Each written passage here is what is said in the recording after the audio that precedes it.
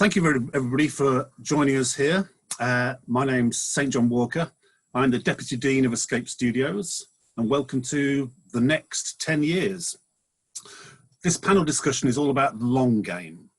At Escape, we spend a long time preparing students to think about their first job and to be ready for when they finally leave. But most of us only think ahead from maybe a year or two, and as such, we can fail to notice trends and changes that gather on our horizon. So we thought the VFX Festival was a good time to look a little further across all media, look a little farther. Think about it this way: if you're a potential student now thinking about studying on a degree and then maybe doing an MA, before you get into a job, a good 5 years has already passed. So half a decade has gone by. So it makes sense in a way to have an eye on the horizon. But I want to also say this session isn't a sort of pie in the sky fantasy hoverboards and colonies off Mars kind of thing. It's not blue sky. We're going to be examining sort of real scenarios. We're going to be examining trends from very experienced guests here, very experienced panelists who do a lot of thinking about the future, and in some cases making the future. So we're going to hear about their ideas of what will be happening maybe in the next 10 years. And maybe we'll bring them again together in 2030 and see how correct or right they've been. But to kick off here, I'm going to let the panelists introduce themselves and maybe say a bit about their experience and what they've been up to in about 90 seconds. And we're going to go alphabetically, so I'm going to start with Andrew Oliver. Can you introduce yourself, Andrew? Hi guys, yeah, I'm Andrew. So been making lots and lots of games with my twin brother Philip Oliver. Back in the 80s, we were the original game programmers, designers, Codemasters, the very first ones. Wrote a lot of games on those old 8-bit computers. In fact, got in the Guinness Book of Records for the most 8-bit games written by anyone in the world. No one can beat that because no one's writing 8-bit games anymore. Off the back of that, we left Codemasters to write console games, Blitz games, ran that for 22 years, writing loads and loads of films to games and licenses from Barbie, Action Man, lots of Disney games. And then sadly, we back to Connect. We had 13 Connect games. That didn't go so well for us, so went bankrupt. Set up a new company, Radiant Worlds, ran that for a few years and sold that to Rebellion. That worked on games like Strange Brigade and Sniper Elite. And we've sold the company and now independent, helping other developers look to the future. And obviously one big future is VR and AR. So I spend a lot of time future gazing. Great, thanks. Andrew Schlüssel, tell us about yourself. Hi, I'm currently working at Framestore as the Director of Global Talent Development. My background is I studied film. I worked a lot in education at schools like Escape, actually, and other colleges and universities internationally, both online and on ground. And I, prior to working at Framestore, I worked at Pixar teaching classes, but also DreamWorks Animation and NPC.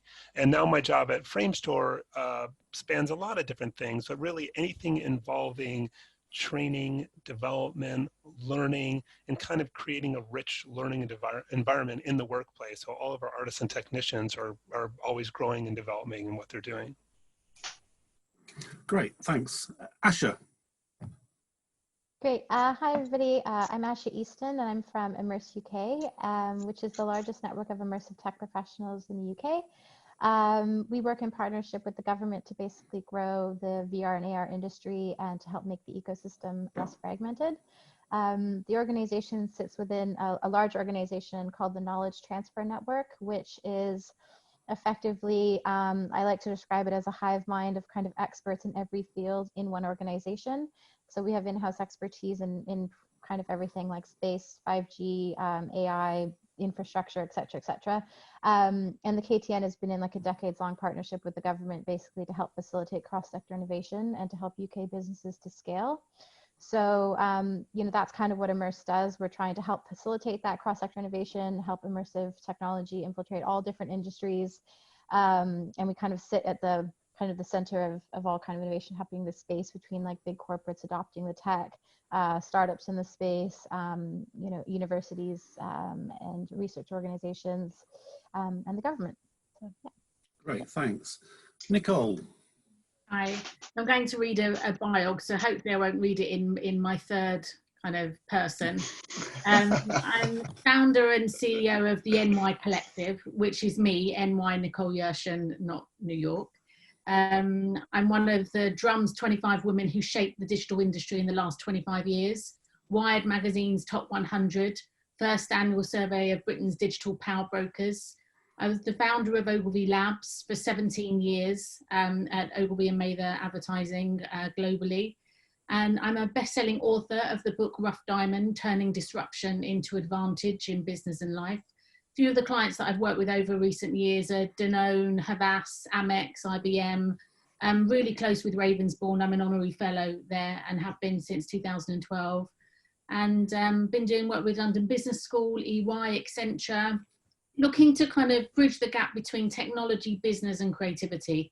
I work with lots of smaller companies. I used to develop something called semesters of learning, where I'd have a semester, say in AR, and I would see 10 to 15 different AR companies every single week for 6 months. So for me, it's really important to see talent, not just in London, but literally globally, because we can now.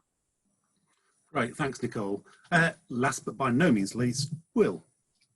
Thanks. I'm Will Cohen. I co-founded and run a visual effects company called Milk Visual Effects in London. We started just a little over 7 years ago in 2013. Most of us had worked at Mill Film and Mill Television before that.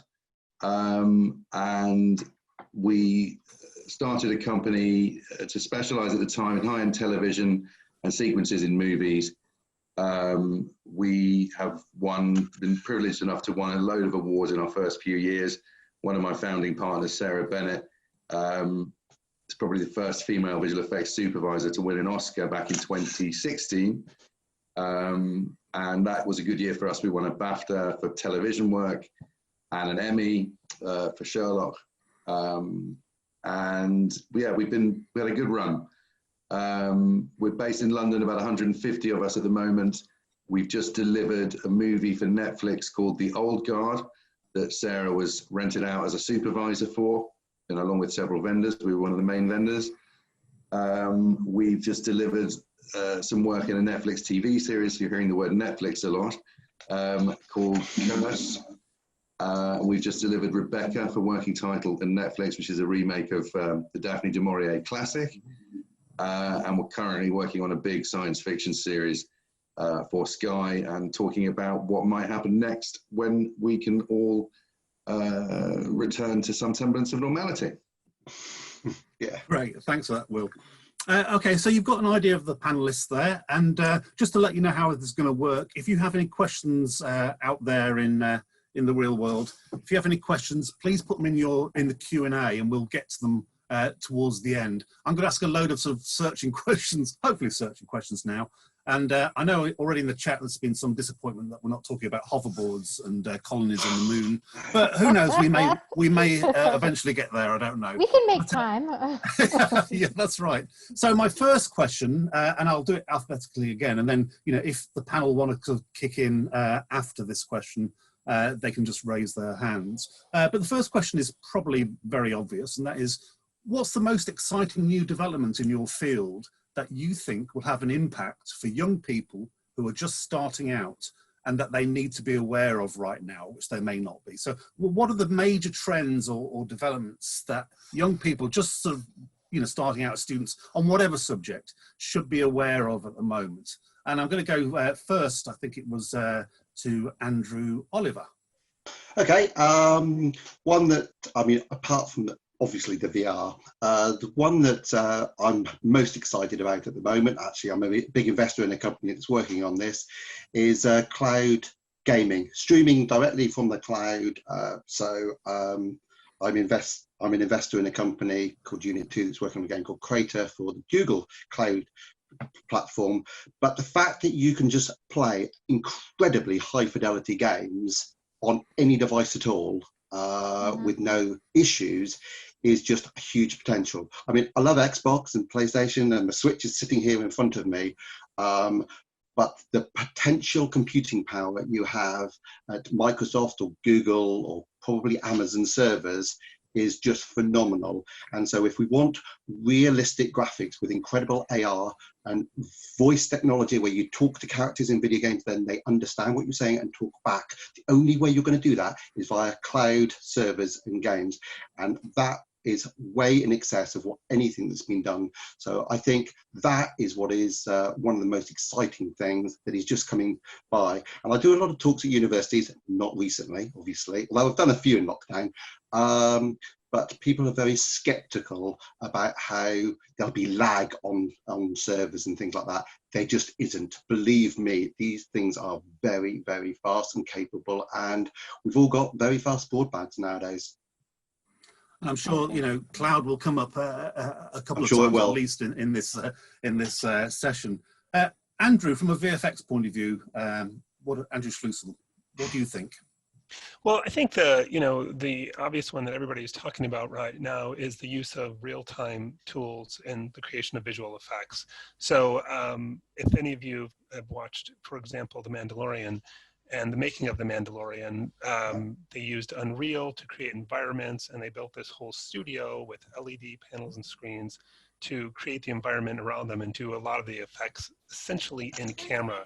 It's something that's been done before at different levels. For example, Framestore back in 2015, when we did Gravity, a very similar process was used where the environments were pre-rendered and the LED panels were lighting the characters and those kinds of things. So it's been a technique that's bounced around. I mean, if you really wanted to go way back, if you think of those old black and white movies where they'd be driving the car and they'd have like a rear projection screen, it's kind of like the child of something they did, I don't know, better part of 100 years ago. But obviously it's a lot more sophisticated, and you can move the camera and the environment, you know, will change and it looks photorealistic. So I think in that example and in other examples, the incorporation of real-time tools in the creation of visual effects. Yeah, great. Thanks very much. Asha.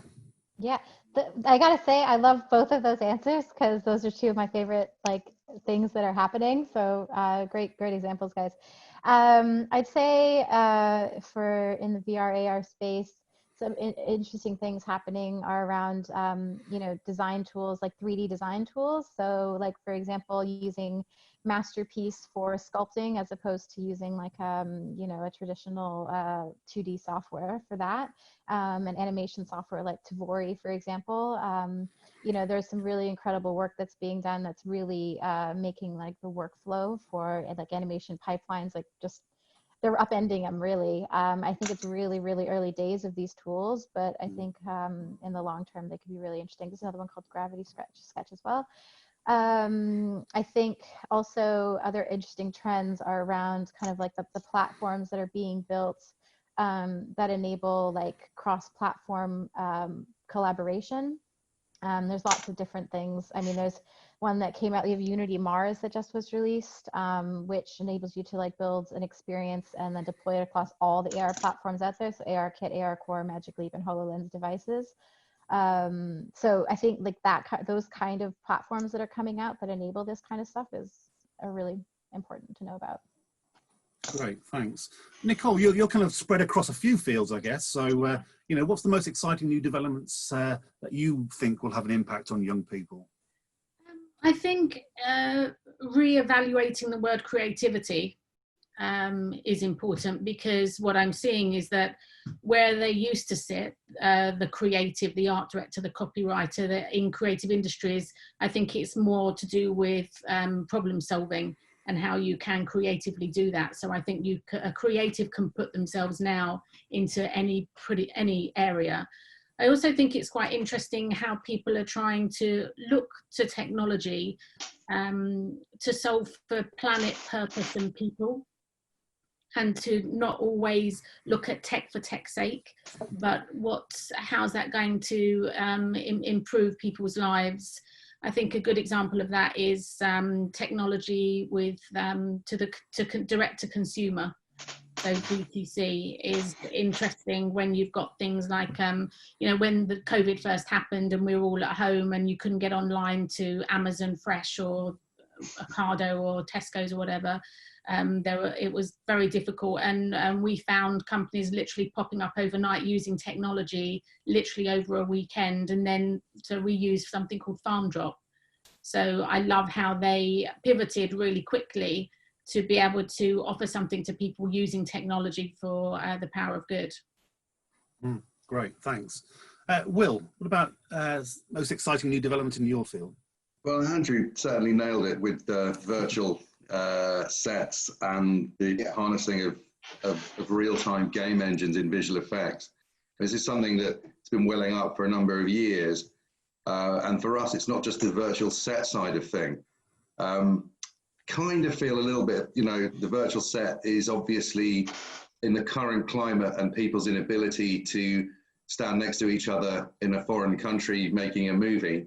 Very often a sort of, I think there's a kind of massive desire that this is everyone's get out of jail free card, and it comes with some real limitations. And my next call after this meeting is with some people we're partnering up with to offer this service. And as a service industry, we've got to give the clients what it is that they want always in their mission to tell stories. But it's also very exciting harnessing the game engine just in all aspects of the visual effects pipeline, from pre-visualizations in-house to the ability to knock up an environment to show a client in a very, very, very quick turnaround time.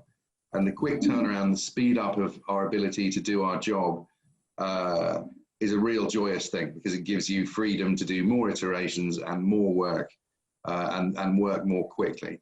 So we're really excited about Unreal, particularly the one we're working with at the moment. The cloud has been a big trend over the last few years, enabling companies like ours to harness a lot of resource on a pay-as-you-go basis. So that's been a very exciting development. I'm sure that will continue to create efficiencies in what we're doing as an industry. But really, there's a lot of traditional things about the visual effects industry that I don't think will ever change. And we really just help. These things come along. Andrew Oliver was mentioning 3D TVs earlier on. Yeah. I think we're just a very adaptive community. We're very adaptive. And yeah, they're a very adaptive community who I think in the long run, these become tools in our toolbox to help filmmakers and storytellers tell their stories. And I don't think that's going to change. Okay, great, thanks. And you've all painted very sort of positive, sort of optimistic sort of views of tech in the future. But I've got a question here, sort of, I'll sort of ask it to Andrew Oliver first of all, and then anybody else can come in on it. And that is sort of, so what's stopping us? Because you've all painted these ideas of cloud gaming, real-time tools, etc. What are the barriers to these things happening now? And, you know, what are the biggest challenges that need to be sorted before all these things become commonplace? So starting off with Andrew Oliver. Well, the thing is, it's a bit of a chicken and egg situation in the fact that you want to build something for a new technology. So just when we build games for a new console, it's like, well, your user base is 0, but you're having to build stuff that takes time. It takes 18 months or something to write a game for when there isn't a market there. Now everyone knows, oh, PlayStation 5 is on the horizon, so there will be a market. But you know what? In the first couple of years, there isn't much of a market, but they're quite a hardcore audience that will buy shooters and racers. That actually didn't help us in our business because we read kids games for Disney and people. So we always had to wait until there was a user base big enough to justify the cost of making it. And there are certain things where film companies such as Disney, they expect you to sell at least 1 million copies. Well, if you've only got a few million consoles out there, then that's not going to happen. So you've always got this chicken and egg situation where you have to wait for the market to be big enough to be there, but then you have to build stuff in anticipation. So this has been a massive problem with the VR market, because all the developers shot out to get early VR kits, knowing that they were slightly flawed.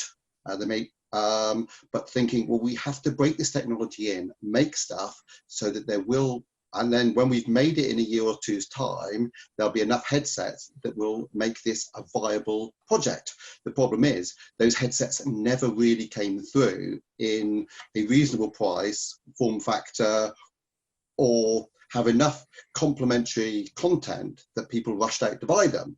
I mean, actually, now that we have the Oculus Quest, it's the one first headset that actually feels like it could become the proper mass market. But we're 7 or 8 years in, and people have been burnt really badly. All the people that were quite excited by VR went and bought Vives or Rift at huge cost, tethered to expensive PCs for not very much content that was all lots of demos, frankly. And so it burnt people all the way down. And what happened is there was never the investment from the very big publishers and the very big developers to make the AAA. I mean, EAs and Activisions and people, they just stayed out of it. And it all came down to indies making VR. Most of them had gone into mobile, thought, oh my God, mobile flooded. Let's go sideways. It's still Unity, mostly. Let's go sideways into VR. But making small games, that's the kind of thing they did. And I'm not saying there aren't some interesting games, but it didn't really go AAA. But then there was no proper market for it. So that's chicken egg problem. Okay, thank you. Yeah, you pointed out there sort of like the issue about early adoption as well. I saw Nicole's hand go up. So Nicole, have you got anything to contribute here? I mean, COVID is a really good example of how it pushed technology through to the limits. I mean, look at Zoom. Whereas companies weren't, well, I mean, the progressive ones were, but lots of companies were not understanding what a distributed team's workforce would look like. And they probably weren't even manned up to have working computers at home or the bandwidth or whatever it takes to be able to use this technology. But when push came to shove, they had to. And I just wish I would have put some money into Zoom beforehand. Yeah, so anybody else's hand? I'll go to Asha, because I've got, Asha, you deal with a lot of companies, fledgling companies in the immersive sort of sector. Is the problem early adoption and getting product to market? What's stopping the future right now? I think there's a bit of, I mean, because I also want to make a point too, on that, you know, the skills in all of the, like, you know, VFX and gaming skills, you know, they're massively needed in enterprise as well, like in big enterprise and big industry. Like there's a huge opportunity and a massive skills gap. And I focus a lot on the uptake of VR and AR in different big industries like, you know, AEC, oil and gas, et cetera, et cetera. And I think there's a lot of like infrastructure pieces that are missing. Like there's a lot of stuff in the infrastructure that needs to exist in order to have mass adoption, in order to roll out immersive programs in a company at scale. There's big issues around, you know, for example, even simply like, you know, the security piece is missing. Like the, you know, the secure access on a headset for a big company is very important. And, you know, that's not really, that's missing, like I feel from many companies that I speak to, is one of the big barriers for them. Also things like, you know, if you want to roll out like 10,000 headsets across your company worldwide, how are you updating all of those headsets with, you know, updated content? That's not possible. So, or, you know, there are platforms that are being built to enable that kind of stuff to happen, but, you know, those platforms need to come up. So that's an issue.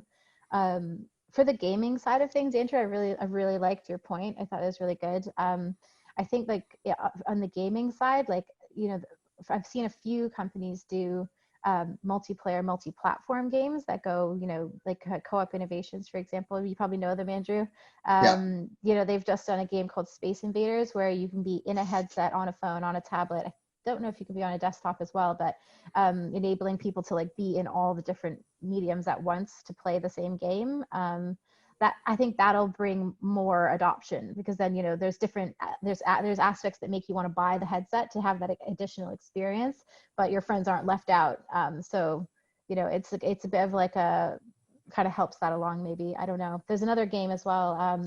Keep talking, no one explodes or something. It's quite a fun one.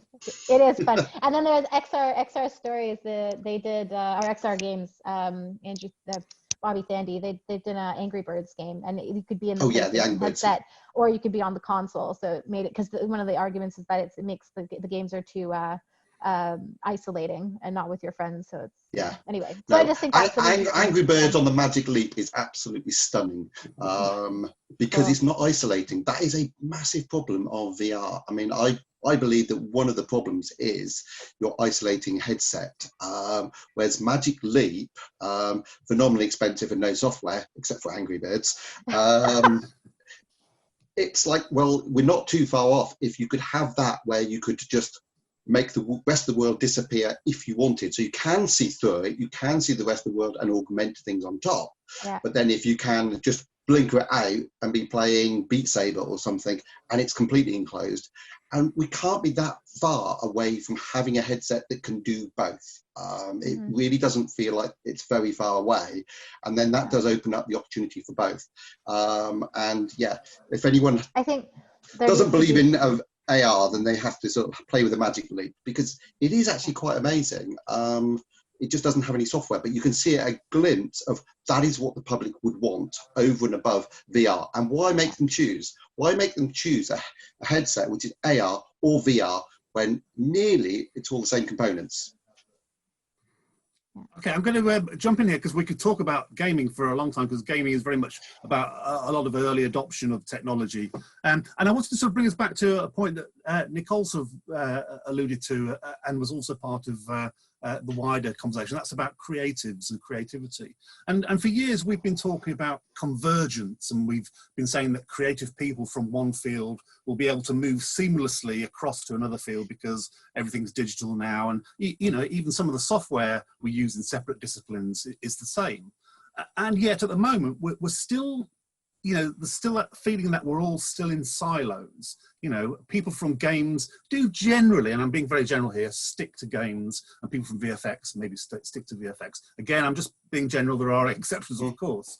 But, you know, why are we still in silos if creativity and digital is going to change everything? And do you think that'll stay the same in the future? Who wants to come on that one? Yeah, I mean, go for it. Okay, Nicole and then Andrew Schlüssel. I mean, when I was at Ogilvy, I realised very quickly that that was a big issue, and they kept hiring the same people, white middle class, Oxford educated, doing the same thing with the same answer, and it really needed diversity in thought and critical thinking.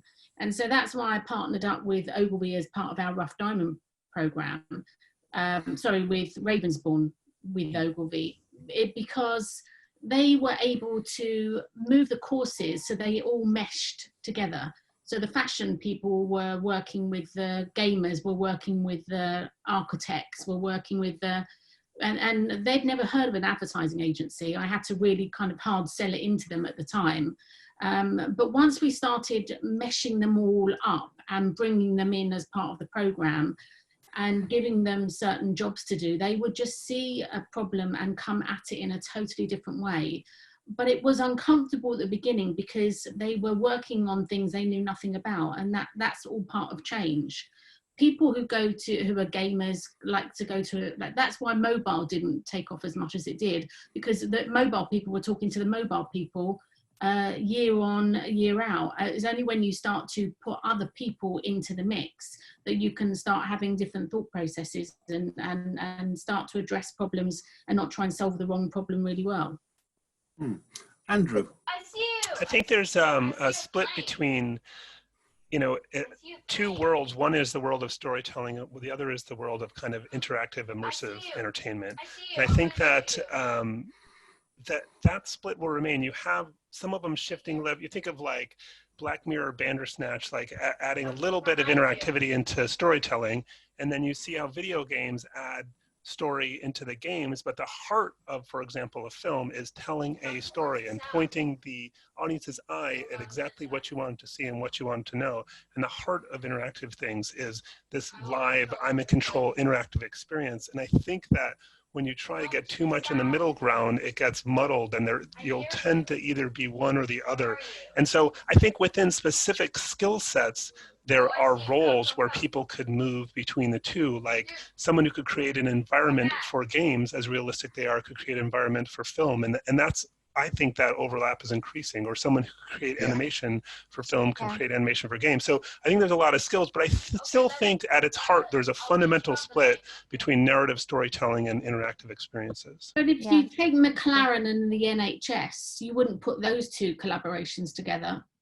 But it's pushing the boundaries. This is really why, like, I mean, I don't want to say like, people look at the KTN, it's really interesting. It's like really what they're trying to do is put all these kind of people in the same room together and force things to happen, force them to happen. I mean, last year we did an event with like BAFTA Games, for example, specifically to bring gaming talent to meet people from big enterprise who are looking for their skills to work in their industries. You know, I think there's a piece of like, you know, people not knowing that those jobs exist necessarily in other industries, you know, for their talents. And I think like the, you know, government is playing a role in trying to make that kind of stuff happen. So for example, there's 33 million pounds that came out in a grant program called Audience of the Future over the last couple of years, you know, to try and help push the industry forward and figure out what needs to happen, what pieces need to be in place for this stuff to move forward. And some of that money went into creating something called the Story Futures Academy, which is part of the National Film and Television School.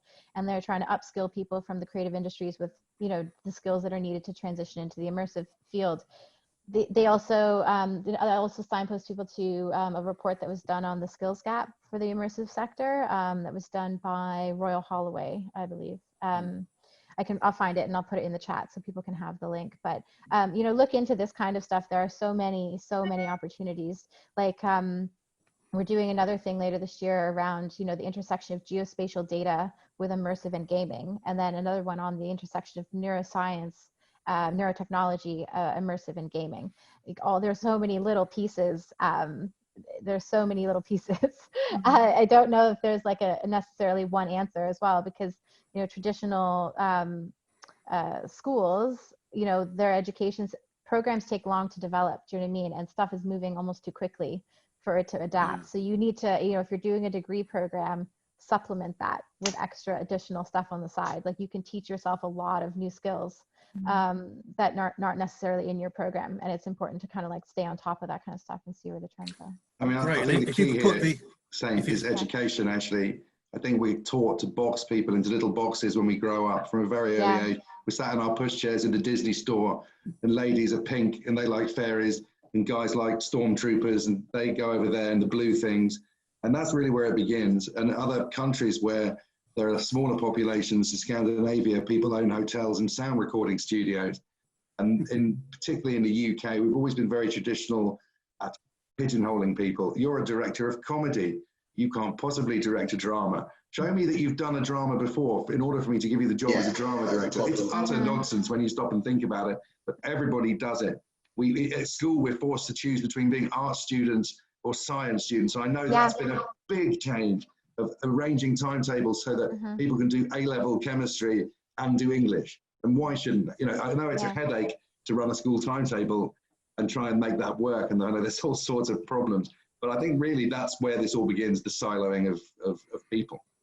And from that point of view of like the cross-disciplinary Renaissance person, if you like, who has a range of skills across arts and sciences, you know, if such a person did come to you for employment, do you have places to put them? Because we have them already. I mean, you know, we have the Leonardo da Vinci-esque dream people with their doctors of physics who create ocean simulations for movies and have an aesthetic slant to that. So there are visual effects artists who are doctors of physics. That is a great, our industry is a great conversion of science and art meeting together. I think that's why the gig economy has taken off so much. I mean, Elon Musk refers to people as expert generalists, or he refers to himself as an expert generalist, where if you can't do it, it's that super connector mentality and my open mindset where you know someone that can and you connect them. So you're not necessarily employed by a gaming studio. You might be able to pull these different people in depending on what kind of expert you need, but you need the super connector, and I am one of them, I'm sure. Probably I know Asha is we're the ones that connect all those different pieces together, because we have enough knowledge to be dangerous, I guess. And it's becoming like, and it's hard because it's really hard, I think, for people to know where to start or what skill to learn. Like, you know, would you learn Unity? Do you learn Unreal? Like, I don't, like, which one do you start with, really? I think I'd say, like, to people who ask that, it's like, you know, if you even pick just one and become good at one, things happen. Like, you can, you know, you can always transition to other things.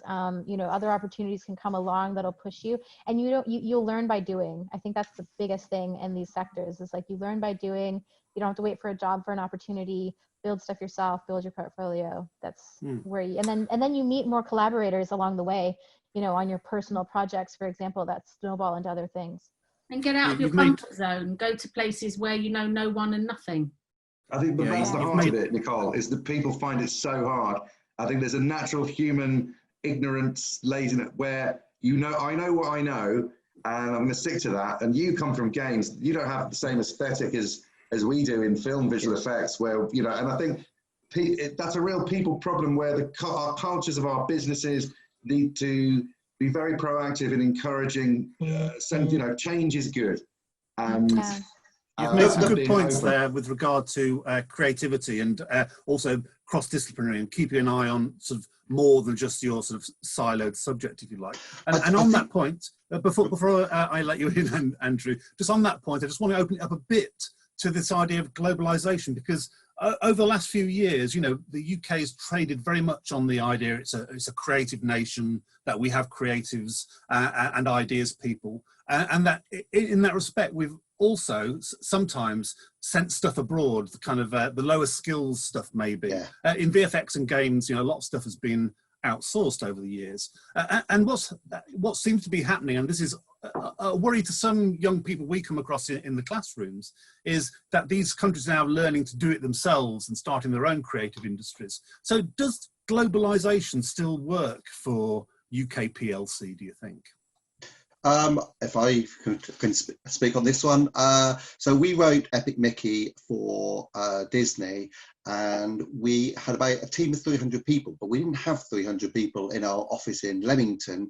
About 200 of them were in the Far East, in Singapore and China in some cases, and we went to all sorts of places because it's called Epic. There's a reason for that, and it was Disney's big one. So they wanted all of the characters, all fully animated, and huge variety of landscapes to play amongst. And we just couldn't do it within the cost constraints of employing people in the UK. We found that we can get incredibly talented people from the Far East to do this stuff a lot cheaper. And I was shocked at the quality, in the fact that it was so good. And so cheap. It was ridiculous. I have to say, Autodesk said they don't use licensed software. That's one reason they're cheaper. Yeah, there were various issues, but these issues are going down. But they certainly are skilled at that point in animating cartoon characters. But as time has gone on, that was, I don't know, 6-7 years ago. As time has gone on, they've becoming better programmers. There's probably all the students across Beijing and Shanghai and various places all learning Unreal 5 at the moment. Wouldn't be surprised at all. And within a couple of years, you'll have a workforce there that can undermine us, and that feels dangerous. But you are right, Saint, in the fact that the UK is seen as creative and innovative, and we are very open to these creative elements, and we've got to work out how we can make sure that we can harness the fact being able to reach the whole world is absolutely brilliant when you can sell to the entire world, and it doesn't matter what device they've got, your content will always work. That's brilliant. You've just got to realize that content will come back the other way, so you've got to be one step ahead of them, and I think that's where people have to be very careful. What I wanted to say before is, whilst you're in education, this thing about, do I make something in Unity, or do I make something in Unreal, or do I specialize in this? When you're in education, be a jack of all trades, learn a bit about everything, and then towards the end, you specialize in where you think the area is. But all of that experimenting, like the fact that you wrote if you're a programmer, if you wrote on a few different engines, you know the pluses and minuses of the different things, and it will come in useful later, even if it's because you end up becoming a manager of a team of people and you understand all of their different points of view. Skills, yeah. Because it's so easy for someone to immediately, when they start education, going, well, I know that everyone uses Unity in mobile or VR or something, so I'm just going to do that and I'm going to specialize. Don't specialize too early. Great, thanks. Nicole, you had your hand up. Yeah, in answer to your question about globalization and are they going to have all the talent because we've shipped it all out there, I disagree with that. I think that the trend for me is, if you look at the guy that runs Basecamp, his name's Matthew Mullenweg, and he doesn't employ, everything he does is what he calls distributed teams. Yes. And that I feel is going to be, especially now because of COVID and people working from home, I think it helps improve diversity and inclusion, because you're not hiring based on what you're looking at, and you're not looking at a CV. You're just basing it on, are they good enough to do the job wherever they are in the world, and it will be yes, I agree. a global workforce that is on at whatever time in Asia, and on whatever time in Europe, and on whatever time in America.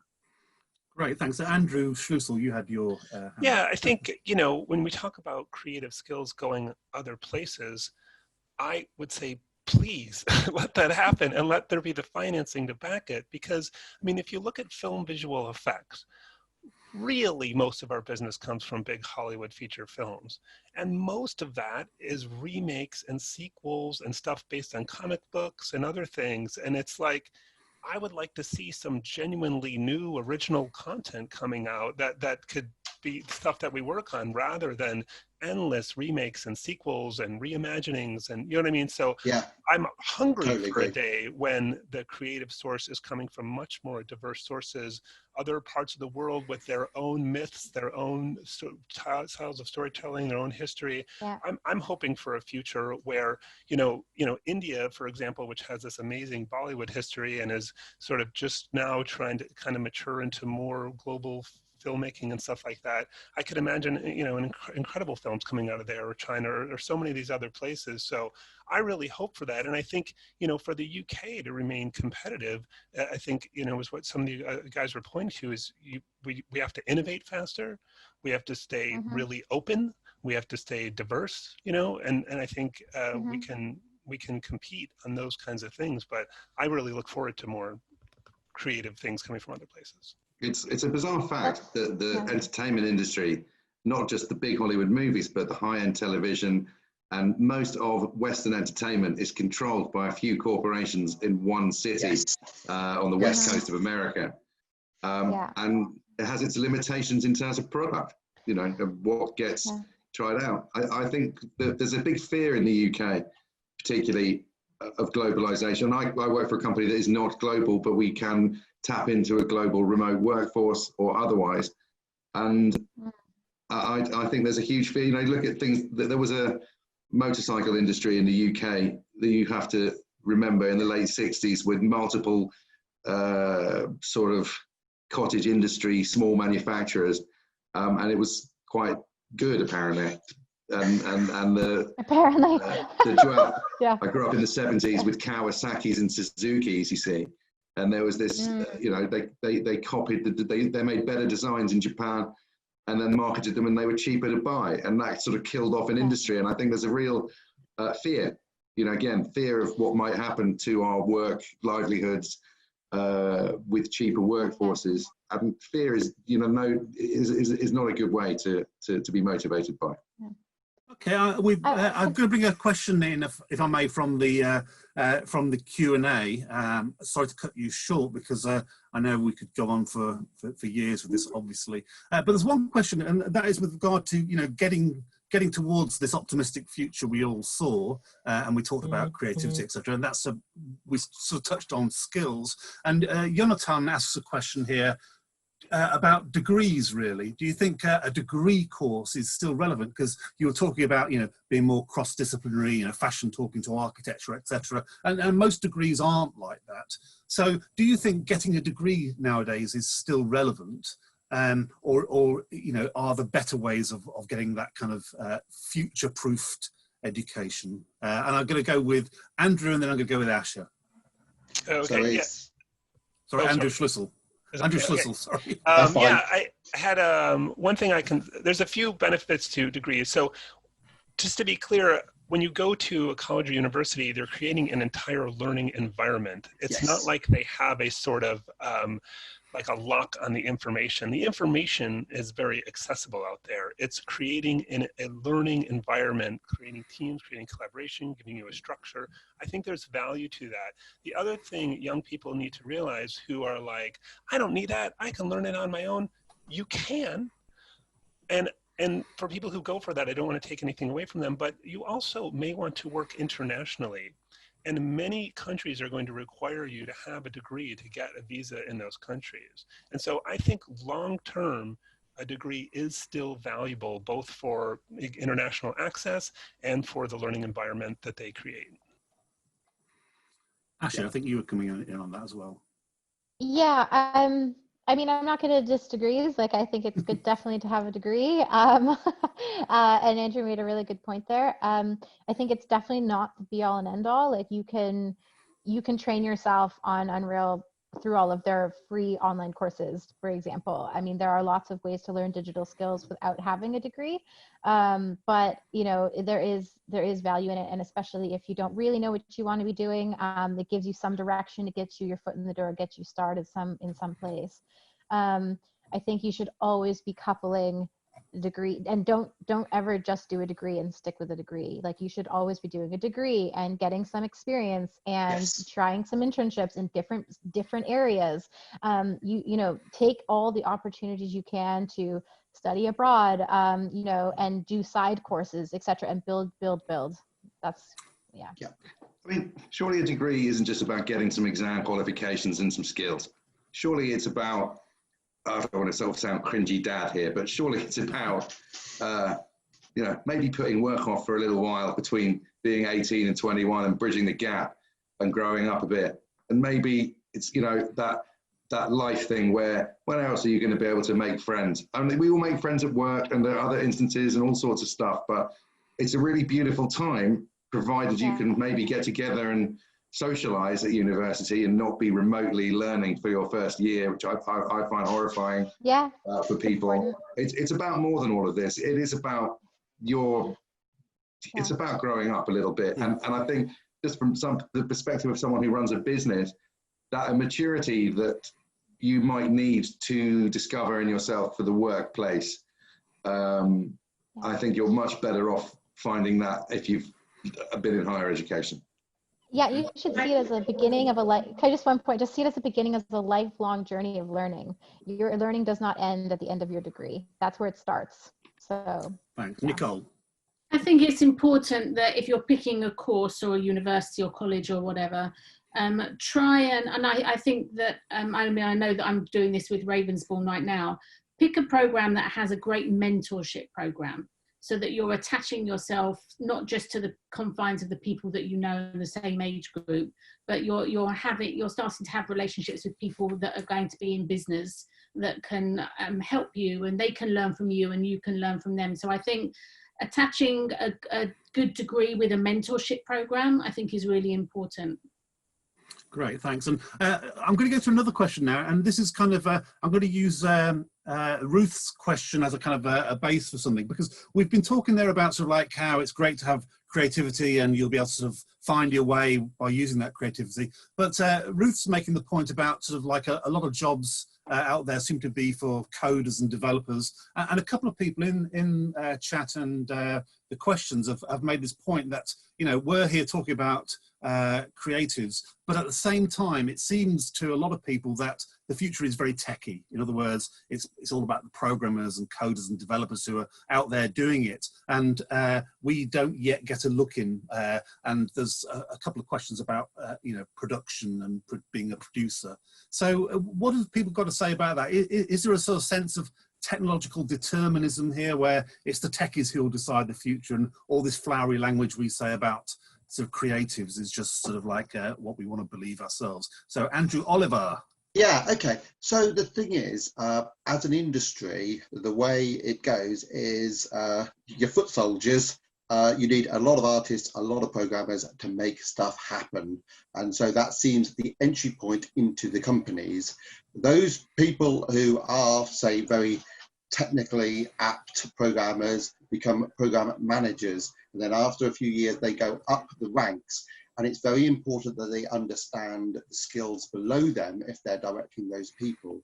So whilst you could say, well, we're the UK and we should be leading in innovating, therefore we should be training managers, you want to be able to manage a technical skill, because there are technical things. So it's very common that you start at the bottom of a company with a certain discipline, and then you're managing and you move up. What I would say is, it does seem you're right in the fact that there's tons of programmers and tons of artists, and where are the writers and other creatives that are needed in the industry? And they are around, but you just don't need. I mean, Harry Potter, pretty damn big, one writer, but there's probably hundreds of people working on it. And just if you looked at the visual effects part of Harry Potter, there will be literally hundreds, if not thousands, of people working on that. So you tend to see that there's a lot of people being trained up for the job where there's far more vacancies, and it's a bit more difficult to train the absolute leaders, the creative writer of the initial concept. But it is, as the UK, what we should be doing, trying to create and innovate new things, as opposed to just filling the bulk. Anybody else? Well, we're going Asha. to just to jump in, because it's been mentioned a few times about creative direction and storytelling. That's like one of the top complaints I've actually heard recently from like big time producers in immersive, and also a lot of curators of film festivals like Venice and things like that. They say, there's a lot, it's very tech driven and not very story driven, and it's a big problem actually. And so we're actually, I'm literally working right now with some of those curators and producers and stuff to create some courses, well, not courses, but like some webinars specifically on those topics, and like how to improve and those skills. I also want to just like quickly make a point about, just because we're talking about like skills being lost and things like that, or exported, jobs being exported, that there's a lot of money in the UK that's going into the development of like the creative industries. There are things called creative clusters around the country where money is being heavily invested. So for example, in York with XR Stories, Bath has a bunch of investment for it. I think Asha's gone. Pausing for thought there. Oh, she's back. Sorry, Asha, we missed that. Oh, you missed it. Oh no. I think my internet's unstable. Can you hear me now? Yeah, just quickly to say there's funding for these specific jobs and developing these parts of the industries in creative clusters around the country. So like York, Bath, Borough Holloway, etc. Thanks. I know we're approaching the last 5 minutes, and there was just one question that Joseph asked, which maybe it's the elephant in the room, maybe not, and that is AI going to replace some jobs? Because we're talking about this 10 years kind of time frame here, aren't we? What about AI? Has anybody got anything nice to say about AI? Yeah, I think it needs to be used far more. But I think the jobs will be integrating AI into the experiences that we have. So, I mean, what I would like to see from VR, getting back onto this sort of VR, is the time where you actually do feel like you're stepping into movies. They're all games at the moment are completely pre-scripted animation events which you are triggering off, and Hollywood films and TV drama, or 100% scripted. I want to see the time where you bridge the gap between them, and that's, I think, the sort of golden opportunity, is being able to drive the story yourself with the characters that are intelligent enough to know what you're saying to them and drive the plot in a way that you can be playing, say, Sherlock or something, but you feel like you are asking the questions and they're giving you the right things to give you an experience. That you need incredible AI to do that. Therefore, you'll need the people who understand AI. So I think it opens up actually a huge avenue for jobs. I'm not saying that AI doesn't take away taxi drivers or something. That's quite possible. But I think there's huge opportunities for using AI in entertainment. But I think you've hit on a fundamental barrier there in this conversation in the last couple of minutes, which is many of the people I work with would be, in terms of directing talent and producing, I would be horrified at the idea that you can jump into my film. But that'd be different. Very, very difficult. Don't get me wrong. They're going to become different genres. They're going to become different genres almost, you know, that could be a whole new thing. And there's lots of great research happening in that space. Goldsmiths University, Dr. Sylvia Pan, if you're interested in AI-driven characters, they're doing amazing work on that. There's also a bunch of companies, you know, that have won Innovate UK grant funding to research this kind of stuff. It's moving. I think Baobab Studios as well, they've been, you know, experimenting with this kind of stuff in California. I think that it's not too far off, but I don't see it taking away jobs. I think it's becoming a new medium. Like it's Andrew Schlussel, you had a word. Yeah, I think that when you look at specific steps in the visual effects pipeline, some of the labor-intensive steps early on, like Roto or Matchmove, people are trying to, and have AI solve that for them. And I think what you'll find is that it's not going to completely eliminate those roles. I think it's going to allow individuals to produce a lot more work a lot faster, just as the advances in computer speed and improvements in software. Imagine trying to do the bulk of Roto we do today 10 or 20 years ago. It wouldn't have been physically possible, but the tools have improved, the software's improved, and I think AI is going to be like another one of those improvements. You'll still need a human's eye on the result. They'll have this tool that can do a lot of stuff for them automatically, but they'll still need to make sure it's right, finish it, do some handwork, and then deliver it. Okay. Sorry, can I answer Will thing? Because he said he just shudders that directors thinking you're going to step into a movie and in any way direct it. It's like massive feature films have not taken away from books. It's like there will be the creative sort of essence and films will always exist. That laid back, I just want to see what is perfect presented to me is great.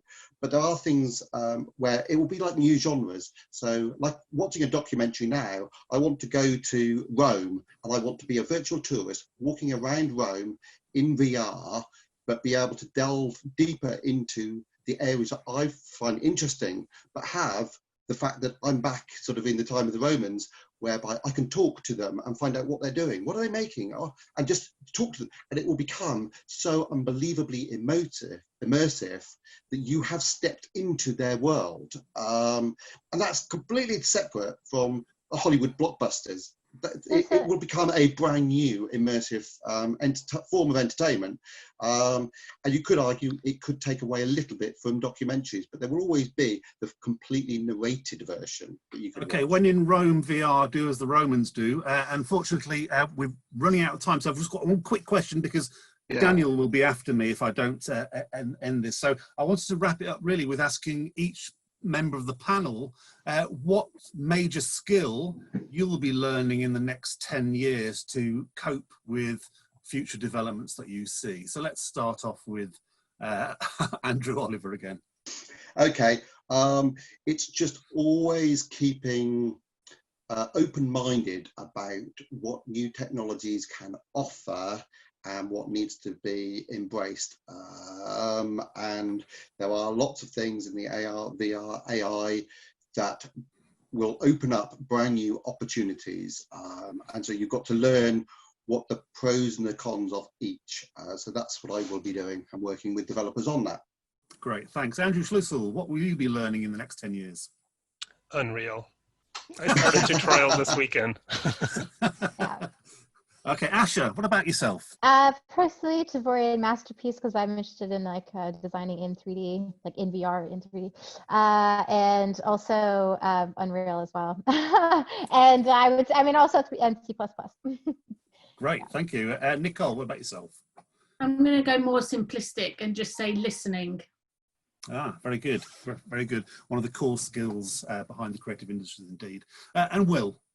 I just want to work on my leadership skills to make sure I'm creating an environment where the thinking that is put, there's an encouragement to be innovative and open. Thank you very much. We're over, unfortunately, and of course, we knew, didn't we, that nothing would be resolved and we'd be able to continue this conversation for many days. I'd like to thank the whole panel. I'd like to thank Will, Nicole, Andrew Schlüssel, Andrew Oliver and Asha Easton, and I know you'd all give a round of applause if you could.